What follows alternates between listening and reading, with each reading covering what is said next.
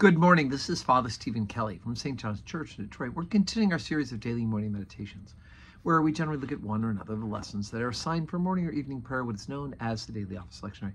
Today for Wednesday, let's take a look at the lesson that's in the second book of Kings. We're at chapter 22, beginning at verse number 3. And please excuse me, we've got a lot of names here. I may butcher one or two of them, but do my best. And it came to pass in the 18th year of King Josiah that the king sent Shaphan the son of Azaliah, the son of Meshullam the scribe, to the house of the Lord, saying, Go up to Hilkiah the high priest, that he may sum the silver which was brought into the house of the Lord, which the keepers of the door have gathered of the people. And let them deliver it unto the hand of the doers of the work, that have the oversight of the house of the Lord, and let them give it to the doers of the work which is in the house of the Lord, to repair the breaches of the house, unto carpenters and builders and masons, and to buy timber and hew stones to repair the house. Howbeit there is no reckoning made with them of the money that was delivered unto their hand, because they dealt faithfully. And Hilkiah the high priest said unto Shaphan the scribe, I have found the book of the law in the house of the Lord. And Hilkiah gave the book to Shaphan, and he read it. And Shaphan the scribe came to the king, and brought the king word again, and said, Thy servants have gathered the money that was found in the house, and have delivered it to the hand of them that do the work, and they have the oversight of the house of the Lord.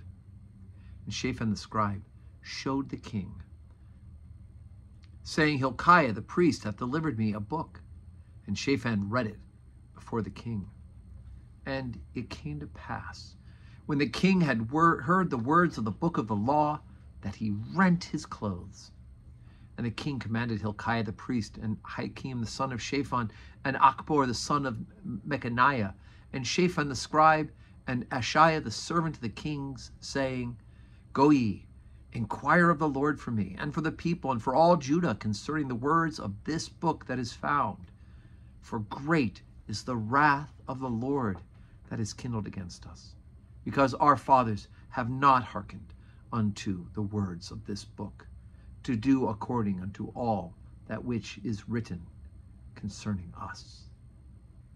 What an amazing thing. So remember, through the book of Kings, we started way back in the first book of Kings with the story of, well, actually before that with the books of Samuel, and then with Kings we had Elijah, and we had all these great kings after Solomon, we had great kings up through Solomon, and then after that, Judah, the kings of Judah, and the divided kingdom, the 12 tribes of the south, 10 tribes of the north, 2 to the south, become divided, and then ultimately they both go apostate against the teachings of the Lord.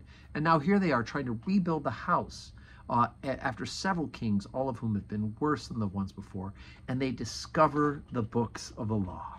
Right? It's been so long, so many generations away since they've been kept faithfully the law of Moses, that they didn't even know what it was, how it was that they were being disobedient.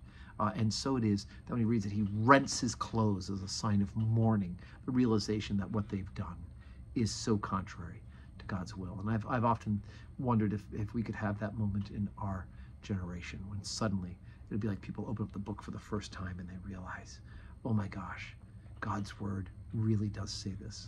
God really expects us to live this way, and this is how we can glorify him, by doing his will in this particular way.